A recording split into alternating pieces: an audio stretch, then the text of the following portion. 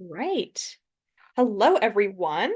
Welcome to the second installment of PA Perspectives. This is a speaker series organized by the High School Democrats of Pennsylvania in collaboration with other organizations and individuals.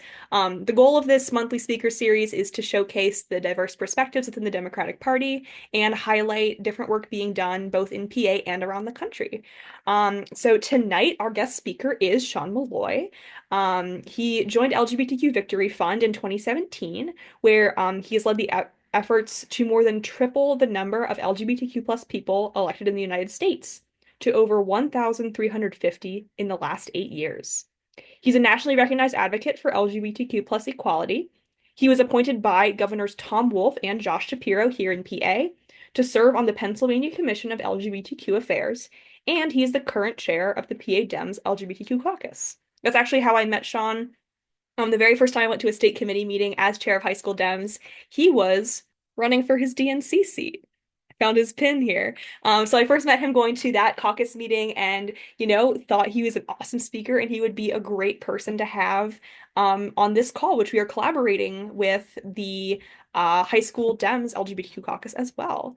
So without further ado, I'm going to go ahead and share my screen. And Sean, you can take it away. Well, hello everyone. It's a honor to be with you tonight. I'm Sean Meloy. You just heard a little bit about me, but I'm going to talk a bit more about my experiences. The LGBTQ state of affairs as I see them, and then a little bit more about Victory. I will say I am now the former vice president of political programs LGBTQ Victory Fund after 8 years on Friday, my last day. So a little bit of a transition there, but still in touch with them. Still working hard to make sure we get more LGBTQ people elected because that is definitely a theory of change, and I think more important than ever. But we can go ahead and go to the first slide, which I made today, and I was looking for this one picture, and then I ended up finding all these old pictures of when I was young. And you're all still young, so live it up while you can. But also, I actually got started in my career through high school Democrats. I started a chapter at Hampton High School in 2004. John Kerry was running against George W. Bush back then. Some of you probably were not even born, but it is what it is. But I got my start there. I became the president. And ever since then, I've been an active member of the Democratic Party. I went to Penn State. I became the president of the Penn State College Democrats during the 2008 primary, which was quite contentious, and then also the 2008 general election. After that, I got an internship, and I would say this is a great way for you all to get to know some places you might want to work. I got an internship on Capitol Hill. If you do live in Pennsylvania, the Pittsburgh Foundation, they had a fellowship that they paid for me to actually go down to Capitol Hill. My family could have never afforded to do that, right? This is way before internships were paid. And they helped me do that. And that's how I got the work experience to actually then go work on Capitol Hill. I worked for the Congressman Mike Doyle from Pittsburgh. And then, I went to work there after I graduated. George W. Bush had kind of trashed the economy. So I went to school actually to be a teacher, a social studies teacher, but no one was hiring back then. But luckily I had those connections on Capitol Hill. So I got to see the legislative process up close, right? This was the time of Obamacare. So the last time we were talking about town halls and all the kind of stuff you're seeing now, right? The Tea Party movement was getting active and, it's obviously funded by big old, Koch brother money. But that was a really great experience to see exactly how the sausage was made.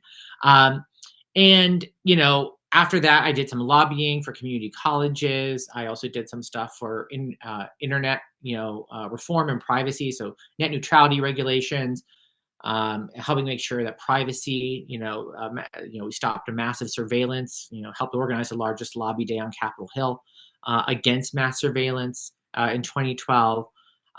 And then I ran a couple congressional races, not only my old boss, Congressman Mike Doyle, but then also, a race in Northern Virginia in 2012, so the reelect of Barack Obama.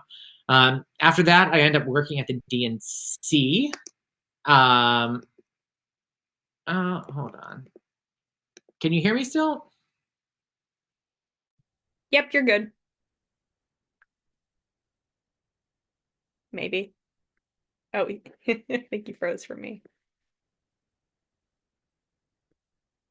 And he's gone. Probably just checking the router.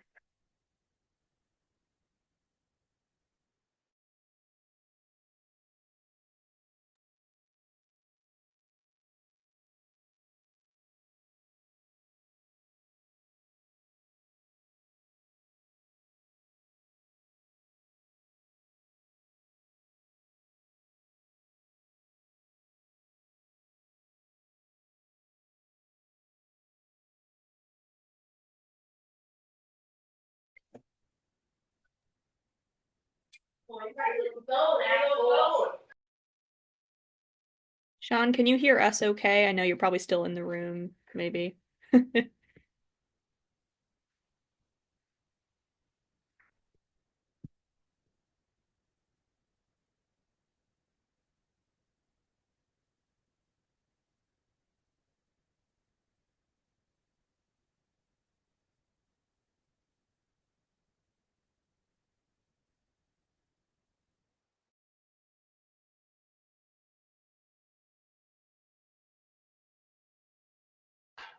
Hello? Yep, we can hear you. I don't know what happened. My computer overloaded or something. So, Oh, crazy. Okay. all right. I plugged it in just to be safe. So I'm just Yeah, gonna go right here. perfect. All Okay. right. Like I said, I'm old, technology. But anyway, I don't know where I left off, but long I story think we short, were I ended talking up winning. about, yeah, like congressional races and campaign stuff. Well, yeah, and I mean, like, I had volunteered on campaigns, right? I'd seen what you do, right? I mean, like, if you've all hopefully knocked some doors. If not, definitely get out and try that. But that is the most baseline thing, right? On every campaign, stuffing envelopes, right? Helping get the mail pieces out, the lid out.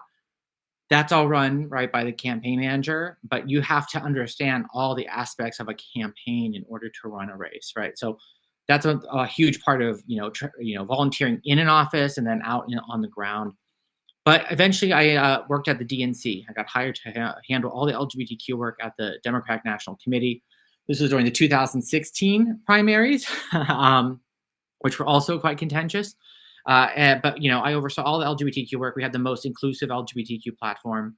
We had the most amount of LGBTQ delegates in history up until that point, and we created a lot of great programs.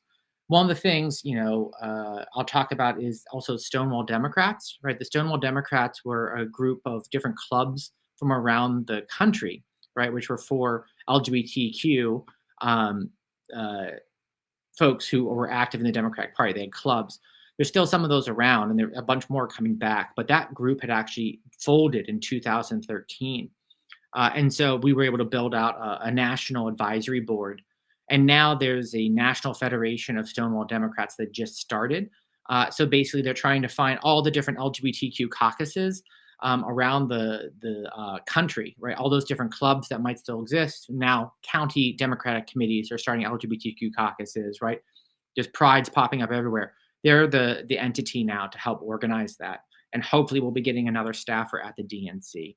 But that was my real big foray into national politics. After that, I went and started working at Victory Fund. I worked for Keith Ellison when he ran for DNC chair before that. But at Victory Fund, right, it was mentioned, we tripled the amount of LGBTQ people. Danica Rome, first trans legislator, was one of the first races I engaged in. I just talked to her the other day, and she's like, you believed in me and saw the numbers, right? The numbers don't lie. And so I think as young people, right, as LGBTQ people, you just have to remember that the different generations, the older generations, define what viability is. The brass tacks of a campaign, though, is you have to have enough money in order to communicate the amount of voters you need to win, right? And whether that's knocking doors, that's doing the mail, right? All those different pieces that come together. If you have a good message and you put the work in and you have a solid plan, you can win a race, right? No matter who you are. Doesn't mean it's going to be easy, but that's another aside. But after Hillary lost in 2016, it was stolen, however you want to look at it. I said, I don't want Pennsylvania to be a red state. Sadly, it just did. But I joined the Democratic State Committee again. I ended up getting elected to the DNC. And then one thing I forgot to put on here is in 2022, I ran for Congress here in the open seat. Connor Lamb, you may have seen his recent commentary against John Fetterman, along with AOC.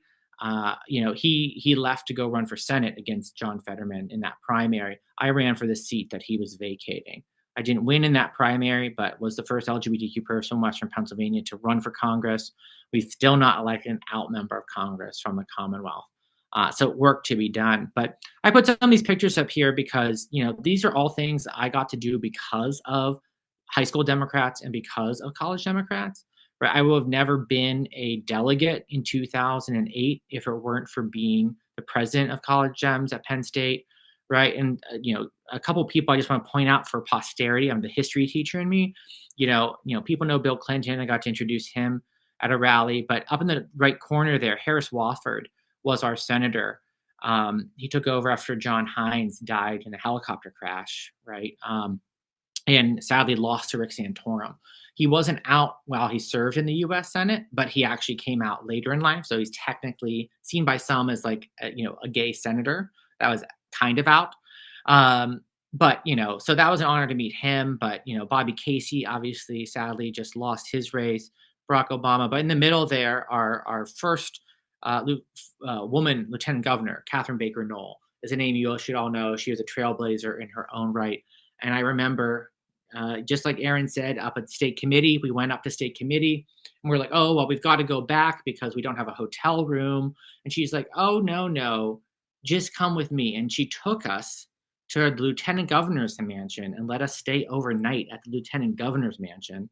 Fetterman got rid of the mansion, which is a whole nother thing. But, she was just a very kind soul and she really wanted young people to be involved. And so I honestly cannot emphasize enough how exciting it is to see young people who are involved because we need you. And this timeline's rough, and I'm very, very excited that you're all involved. We can go ahead to the next slide and I can start talking about more gay stuff. So some of you have probably seen this, right? This is, back when I was doing LGBTQ stuff at the DNC, we were talking about 4.5% of the population, according to Gallup, identified as LGBTQ. You, young people, right, are actually helping shift this. We're up to 9.3%, right? In Pennsylvania, we're at 10% if you look at PRRI data. And if you look at LGBTQ Americans, they are Democratic or more liberal, right, than most other demographics. But it's because of young people being able to come out, right, after generations and generations of our ancestors fighting for that ability. The most powerful thing, as Harvey Milk said, right, to come out of the closet. And that has allowed more and more folks to feel comfortable, to create comforting environments, families, not to see it as a death sentence, whatever negativism that was and stigma that was previously applied, to coming out. They're trying, and that's what they're trying to do right now, right? At a time when more LGBTQ people exist, out LGBTQ people exist than ever before in human history, or at least in the United States history, right? We're seeing the most amount of anti-LGBTQ legislation introduced across the country and in Congress. And we're seeing some of it sadly pass. They are trying to put this genie back in the bottle. But it is behoove of all of us as Democrats, as queer Democrats, to make sure that these folks understand there's only one party that is remotely fighting for LGBTQ rights. Are Democrats perfect? No. But compared to Republicans who literally are outlawing our lives and are targeting our legislative and legal gains, right? We need folks to step up. And so I think that's just so imperative for younger folks. And you all, all know queer people, right? In my high school, there was no one who was out, right? And I wasn't out, even though I have this really butch voice. So that's one of the most important things. But then also, LGBTQ Americans are younger, and more queer, right? And that has allowed them to be seen as more liberal, right? And so if we get more young people out to vote, if we get them educated on the important nature of not just a general election against someone terrible like Donald Trump, but also in a Democratic primary, right, where we have important voices who will fight for us when push comes to shove. They won't abandon trans people, right? This is an amazing opportunity to continue to get folks involved. So we can keep trucking. But this is also the state of America. And you can see Pennsylvania is one of the few states that is fair, quote unquote, right? That's because we have rights, but they're mostly given to us by the judiciary, right? So we don't have non-discrimination in statute in Pennsylvania. We don't have marriage in statute in Pennsylvania. We're getting some reports. The LGBTQ Commission, I'm the policy chair. UPMC is apparently stopping all trans-related healthcare April 1st. And so that impacts all of you, right? If you're 18 and under, that's something we're going to be working to combat here. That's because of the executive orders, and there's no actual statutory protection for trans people, right, in Pennsylvania. Governor Shapiro has done basically all he can, and I think he's going to be involved in trying to reverse this decision.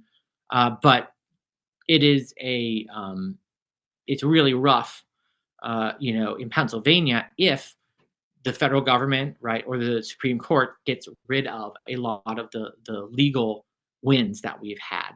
And that's also the importance of flipping the state Senate. And I think we're going to keep the state House here, knock on wood, in the next hour. But, since before I was born, I mean, I keep emphasizing I'm old, the state Senate has been in control of the Republicans. And so if we can actually flip the state Senate, right, we can actually move minimum wage, marijuana, LGBTQ stuff, choice, right, take your pick. And that's just another reason why to get folks involved, because it is really, really tough. Also, LGBTQ rights are a issue that people will come out and vote for, but they need to be educated on it, right? We've seen this in study after study. And if you pair that with bodily autonomy, if you're talking about choice, reproductive freedom, right, that is really, really important. Aaron, thanks for that detail. Yeah, I'm very Pennsylvania focused, but yes, thanks I know we got some folks from everywhere. But we can go to the next slide.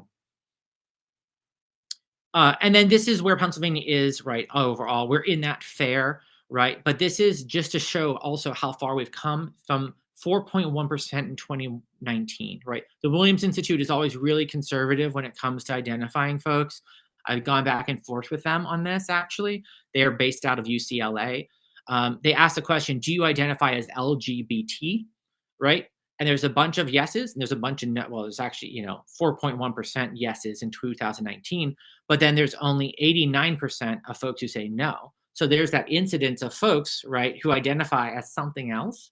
And we know that there's LGBTQ people there. They don't account for those people as part of the queer community. They just let them be other, right? But it's just clearly obvious from data now that those people are part of our community. And when you ask a question that's just LGBT, you all know, right, there are people who definitely identify as queer and outside of just LGBT. But then also, like, we've got a lot of folks here in Pennsylvania.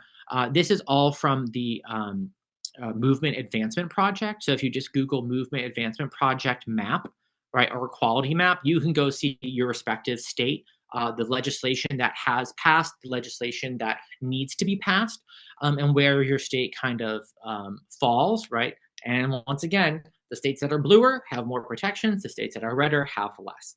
And that's not by accident. We can keep going. And then also, I just pulled out the LGBTQ youth laws, right? We're really bad here, right? We've got a score 3.5% out of 10, right? These are the issues that people feel icky about, right? We keep talking about, men and women's sports, and all this nonsense, right? It's because when you talk about kids, right, there's still a stigma around LGBTQ people, especially gay men, right, that there's some sort of, negativism there.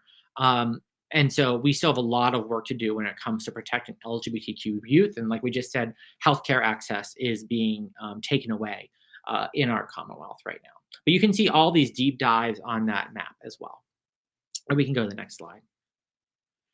And so, I mentioned this because I mentioned all this background because we've got both a problem and also we are also all a solution. When I started Victory Fund, there were less than 500 folks people elected in the United States. We're up to 1,343 now. That's still only 0.26% of all elected offices in the United States. And like I said, we're up to 9.3% of the population. So we need to increase that percentage by 9%, right? So we've got to elect thousands, tens of thousands of more folks in order to just get that parity. And that 9.3% number is going to continue to increase. And so we've got a lot of work to do. However, more and more LGBTQ people are stepping forward, right? And they are also more and more diverse, right? It's not good enough to just get gay, white, cis men elected, right? We have to represent the full diversity of our community. And we are one of the two constituencies that intersect every other demographic, right? It's us and the disabled community.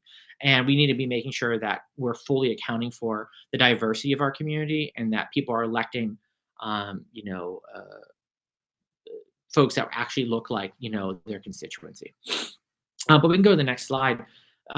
Because in Pennsylvania, though, we only have 67, right? We've got 67 counties. We've got basically one person per county.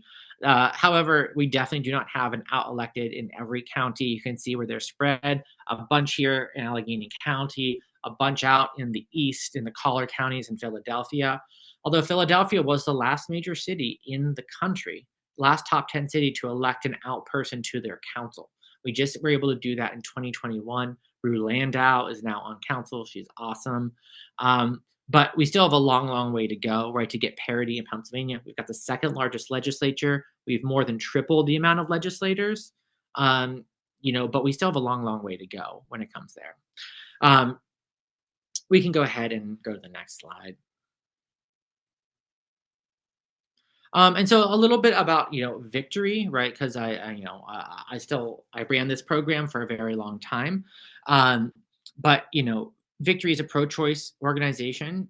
We're a nonpartisan organization, but we work to get pro-choice, pro-privacy, viable LGBTQ candidates into office. And we do that in partnership with the LGBTQ Victory Institute. This is our nonprofit partner, and they do specifically training around running as an out LGBTQ candidate. But this is over here, this pipeline is the kind of different programs. And I want to just lift up a couple because I think as you all are younger folks, like you have a lot of different opportunities. So, up at the top here, these are some of the Victory Institute, our C3 operations, right? If you know someone who's in elected office and wants to come out, right, that is not the easiest thing. There's press around that, right? That should or could happen, right? In messaging, we help people with that.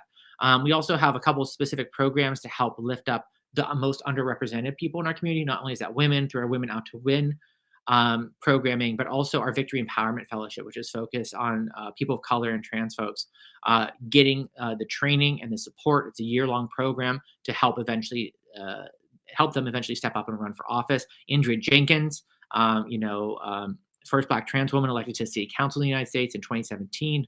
Her tenure is now coming to an end. She's going to retire at the end of this year. And she was just talking to me about how she got started in 2017 and we're both ending here in 2025.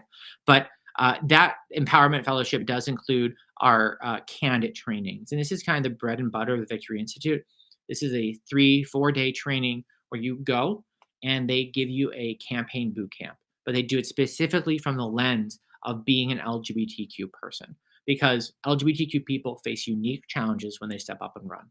Just like every other underrepresented group in government, right? There's a viability factor, but also in this moment, right? There's specific language, there's specific things to look out for. So I help do those trainings on the Victory Institute side.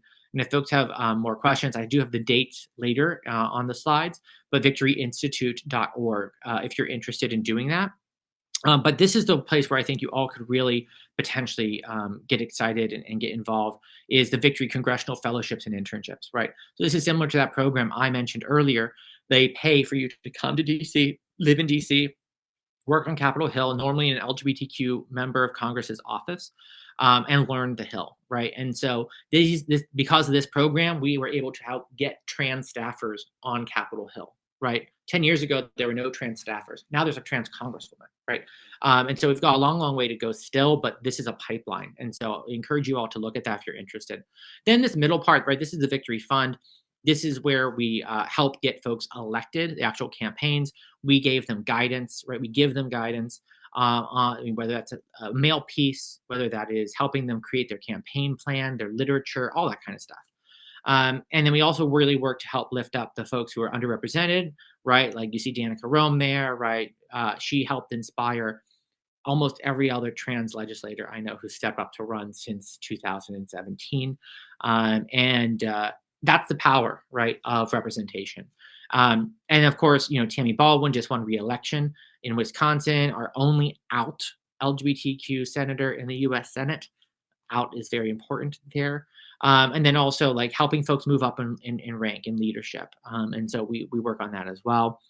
All the data and those maps I came from earlier came from our elected officials map, and that is all on outforamerica.org. And so you can see every single LGBTQ elected official that we've been able to identify in the United States on that map. So you can see if there's someone local, right? You might know someone, or if someone's missing, you can say, "Hey, you're not on the map. Get on the map," because the map is basically a representation of the network that we put together, right? Whether it's to have a shoulder to cry on or to strategize, right? It all culminates together. They meet up, they talk, they strategize, but they all do it at the largest gathering of LGBTQ elected officials. That's the International LGBTQ Leaders Conference that happens in DC every December. And you all are obviously welcome there if you're interested. And alumni of a lot of the internship and other fellowship programs are always invited back. But we also help get folks appointed to governmental positions, right? The Biden administration was the most inclusive administration in history. At least 14% of all political appointees were LGBTQ+. The Victory Institute worked to help hand over those resumes to help get those people, advocate for them, find the best position that they could help serve. And then there's also a program for the Harvard Kennedy School for folks. You see Malcolm Kenyatta, Pennsylvania's own, new vice chair of the Democratic Party. And he went there. He went through that. It's to help elected officials become better elected officials, right? Better servants for their community.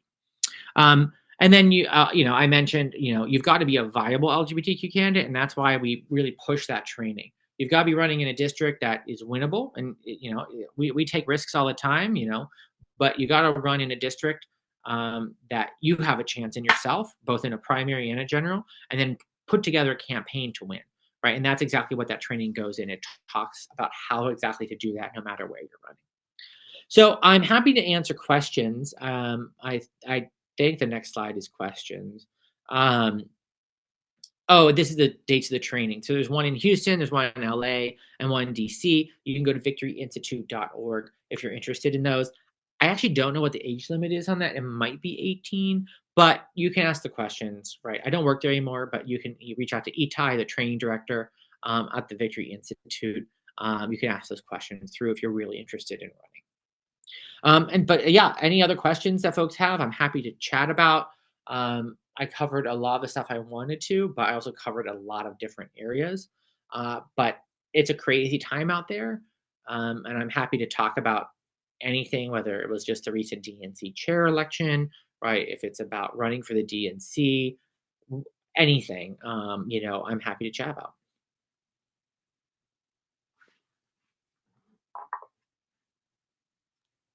All right. First off, thank you so much for that presentation. Super, super helpful. And the work that you're doing is really inspiring. That's honestly just like what I can think of first off. Um, I guess one question that I have is I like as someone that's part of the LGBTQ community and someone that's working in queer advocacy, it has been a really tough couple of months.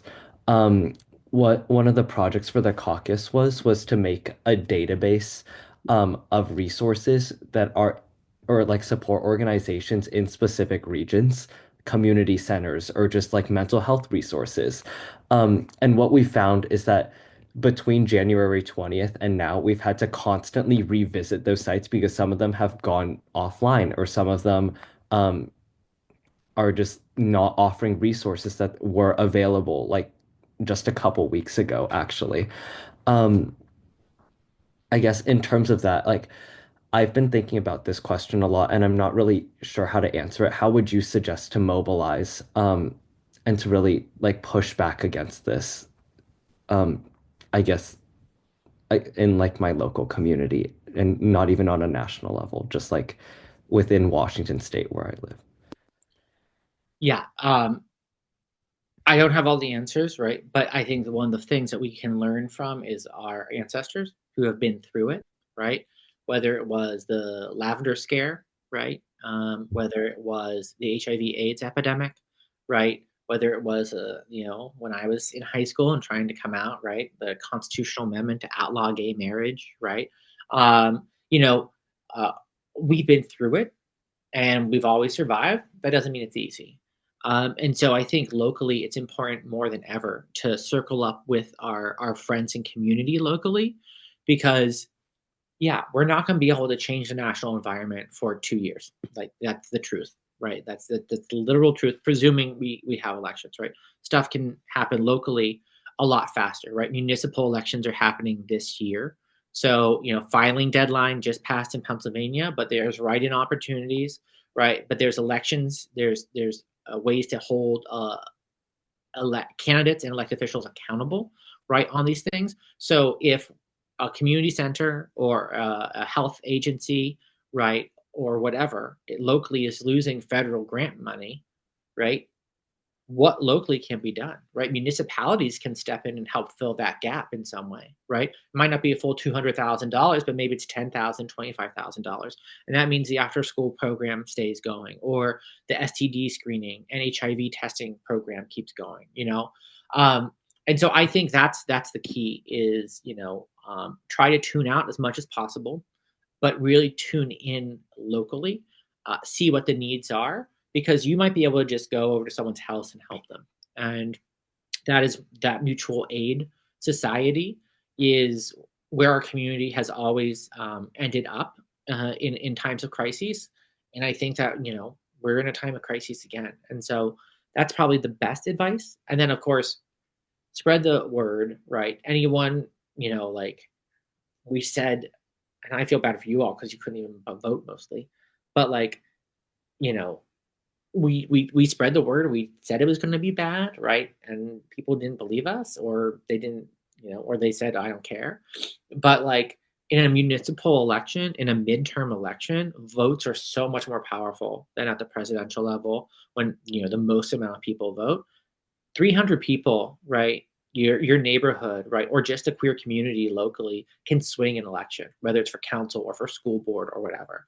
And so, help each other, but then also get out there and get angry and organize, whether it's to protest or to recruit or to help candidates that are good. Right. Thank you for that. Anybody else have a question for Sean? It could be about, like you said, kind of state of the world and state of legislation right now. I'll give it a go. Yeah, go ahead. So, you spoke a lot about our ancestors, which I think is really, really, really important. I think it's very important to recognize people that have came before us and all of the progress that we've made, because we have made significant progress in less than 100 years. Um, and you combine that with the rise of conservatism in the Reagan era, significant progress really has been made. You mentioned something when you were answering, Anthony, that I thought was really, really interesting. You said that we have survived. And I think a lot of what we're seeing now, especially in the first 100 days of Trump's second term, is that we're tired of surviving. We're tired of having to, like, especially in like red counties and red districts, we're tired of having to fight for everything that we have. We shouldn't have to fight to get elected to a school board because someone's queer and someone's out. The principal at my school right now is having to retire so that she can marry the woman that she's been with for 25 years. Wow.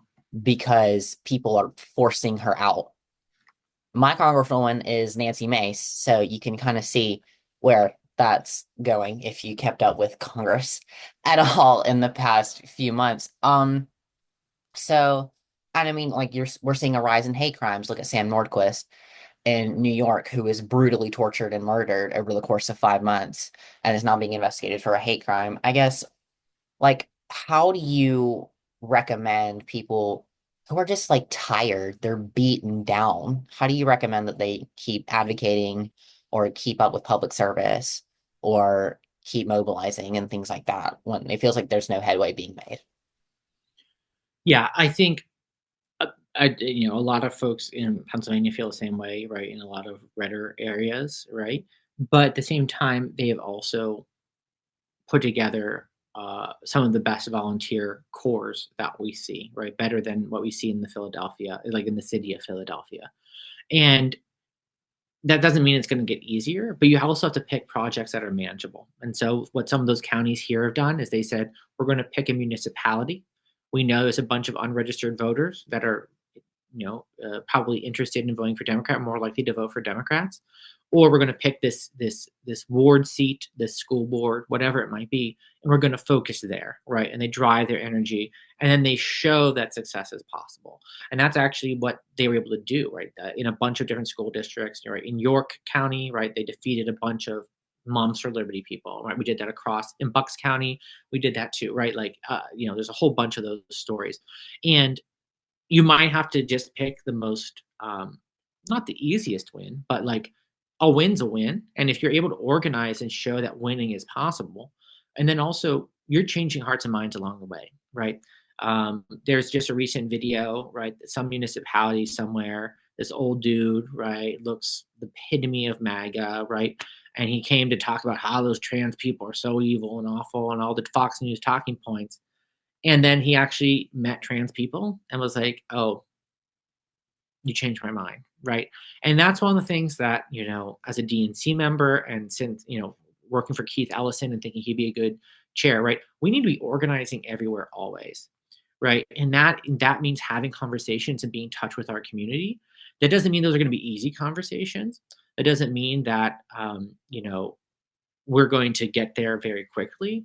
But this is something that really since I think the Iraq War, we really just ceded a lot of ground to conservatives, both rhetorically as well as geographically. And showing up is 90% of the battle, right? And that's honestly a huge part. And so you may not make inroads immediately, but if you pick some manageable project, right? Um, that right? The numbers don't lie to a large degree, right? Go register those voters. Go focus on an election, right? Turn out again this year, right? You get an extra 50, 100 people out. You swing races, right? It's sad but true. And so, yeah, I guess that's my advice.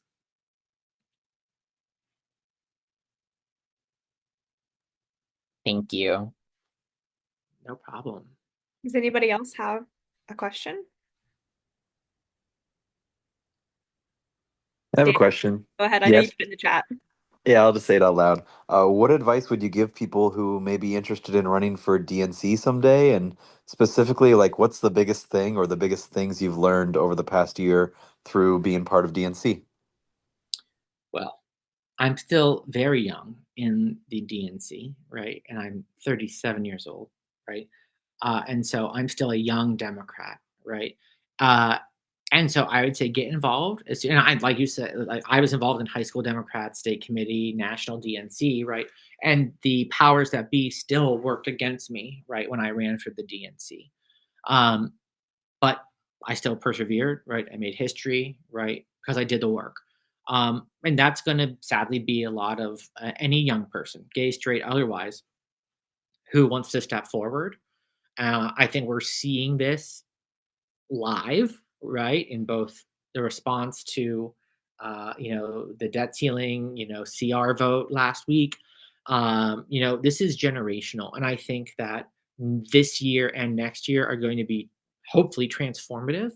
And I think we're going to see more Democratic primaries against longtime members of Congress, longtime legislators, right? Because people see the system as broken. And when I ran for Congress, I said it was broken because it is, right? Rich people own this country, and there's no doubt about it. And I'm of the belief that we need to be more aggressive in calling that out and actually making them pay their fair share. That is not necessarily the norm in the Democratic Party at the DNC right now. I think we're getting there. But you have to, first of all, know the process, right? So you have to know when the DNC elections are actually happening. You need to know who's voting on them. So most state committees are in charge of that. So getting to know the state committee, getting elected to the state committee, showing up, having those conversations, talking about ideas, right? That's going to be the first step. But actually understanding the processes of your respective states, if that's where you want to run, right? What that is, right? And then make a plan, right? Just like any other campaign, you've got to make a plan. And so whether that's I will fundraise the $1,000 I need to get elected to state committee in 2026, right? In Pennsylvania, we all have state committee elections next year in the primary. And I want to get on state committee. And then I want to work to become the LGBTQ caucus chair of the Democratic State Committee. And then I want to run for the DNC, right? And I want to be the first out LGBTQ person from Pennsylvania, right? That was my plan. That's what I did. I made a plan and then I executed it. As a young person, as a queer person, as anything that is not an old, I will just say a baby boomer-esque person, it's going to be hard because you're going to have to fight for it. People are not giving up willingly, and we can't wait another 4 years. We can't wait another 2 years. And I think we actually waited way too long. And so make the plan and then go execute it. You're going to have to raise money, right? You're going to have to show up. You're going to have some conversations. But the most important thing of a campaign, and I think us moving forward, whether it's LGBTQ or democratic values, is going to be meeting people where they are and talking to them and bringing them out.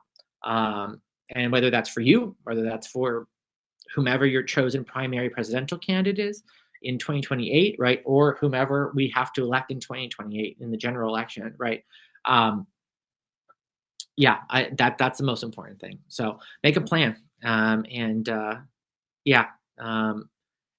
also, just like people glamorize Congress, I still can't believe we like lift up people in Congress because they're just people, right? Like that's the other thing. You're young, but like if anyone's hoity-toity about being an elected official, right? Like they're a person who won an election, and a lot of them didn't even win a contentious one, right? Or haven't had to work for in a while. So like, yeah, it's not all glamorous, right? Being a DNC member, sure. Like I was on the floor for the convention, it was magical, but like a lot of it is phone calls and emails and helping. I just helped edit a resolution around Medicare for all, right? That like I feel like came out of 2018. I got that email too. Yeah. Okay. I mean, I love her. She's great. I'm signed on to it, right? She's fantastic. Yeah, me too. Yeah. But at the same time, like, it's a lot of edits, yeah. And it's also a lot of just listening. I went and knocked doors for petitions over the last couple weekends in my local community. And they know I'm a DNC member, right? And boy, did I read the Riot Act about Schumer and Congress and the DNC and everything. And I was like, they're not listening to me. If they listened to me, things would be different, right? But yeah, that's the other thing is like in a lot of states, they don't pay. In Pennsylvania, they don't pay for our travel. In some states, they do, right? They give a stipend or they pay for the travel to DNC meetings. Similarly, right, getting elected to chair positions, right, or other positions, right, they pay for. In Pennsylvania, we do not. But also, I understand that. Are you going to have to fundraise $5,000 to actually show up to the DNC meetings, right? That's another thing that some people, don't account for. So just want to flag that too. I will say too, as someone who's been in the position of being campaigned to for DNC elections in Pennsylvania, even though I couldn't actually vote, I get kind of lumped in there. I will say something that really was helpful to me. I even filled out a ballot too, and it just didn't count. Crazy. Anyway, something that was really helpful to me too was obviously when you're I know some of you who've been to other state committee meetings before too will know this, you're in different caucus and constituency group and different, group meetings, and it's just a line of candidates coming to talk to you during your meeting to the point where that's like most of the agenda sometimes. And I will say those candidates who kept it brief and also did not try to like I don't know how else to say it other than like over relate to the experience of the people that were in the room, right? People like Sean came in and said, "Hey, you know me, here's a couple things, but also what do you want from me? Like, how can I help you and be a good representation of you at the DNC?" Because people who came into things like LGBTQ caucus and were like, I have a gay friend. We're like, all of us do, pal. Like, that's not like, not gonna get you many points in this room. So I would say too, like when you're campaigning, obviously you gotta have a platform, you gotta have goals, things you're gonna follow through on, but make sure you're listening too. What do people need? What feedback do they have about your platform and about what you want to do? that can be really helpful too. And making nice merch is a good plus. Ah! Union made, get union made. Yeah. All right, friends, do you have any other questions, comments, ideas for Sean before we go ahead and wrap up this evening? Yeah, go ahead. And then Braden, you can come next. Yeah, certainly. My question was like with the rise of anti-LGBT legislation, how do you balance work within the Democratic Party while also holding leaders accountable for their actions? And also, you don't have to answer if it's like personal, but are you LGBT yourself? Me? Oh yeah, very gay, very queer. Yeah, I mean, yeah, I was the first LGBTQ person elected from Pennsylvania to be a DNC member. We've now elected another one, our first queer woman.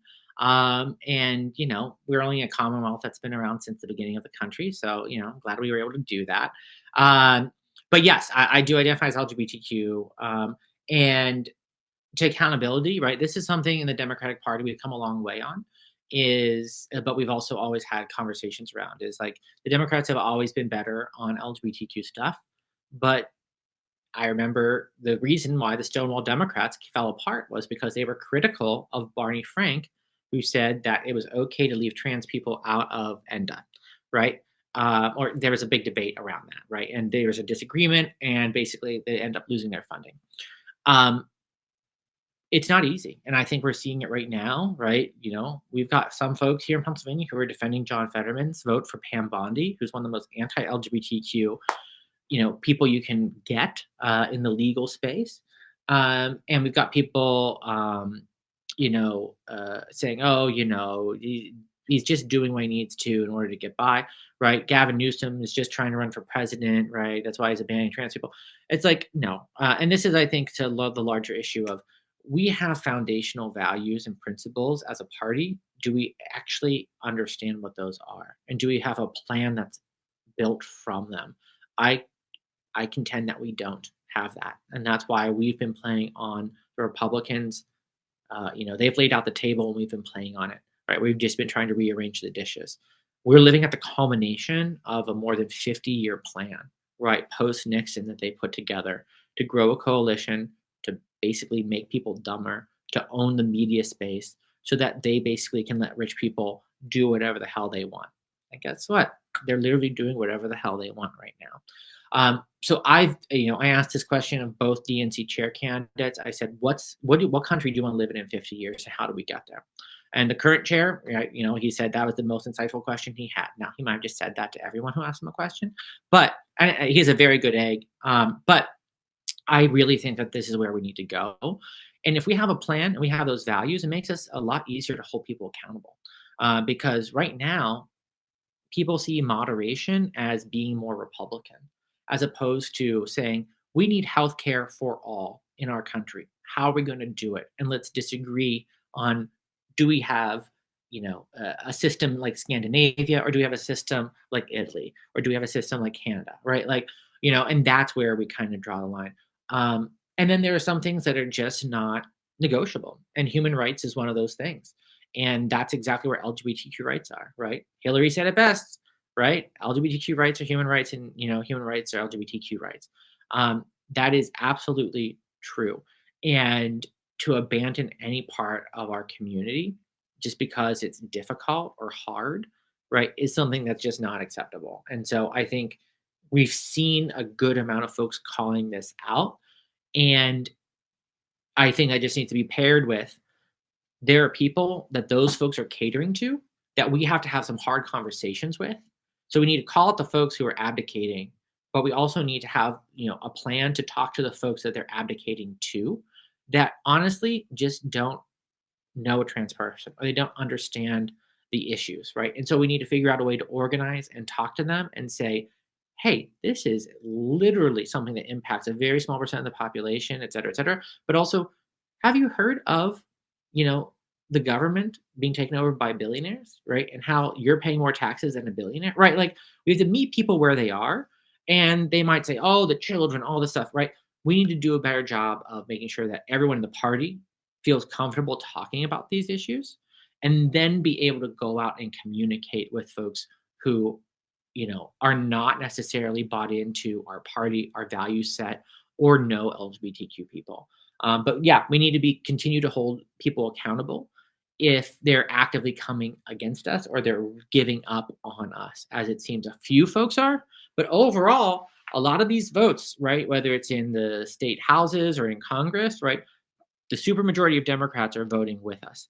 And I think that that's the other thing. We like to focus on the negative so much of the time, but the fact that 99% of the Democratic caucus stood with trans people, right, is something that we wouldn't have seen 10 years ago, wouldn't have seen, any time. And we just need to make sure that we keep making sure that they do that.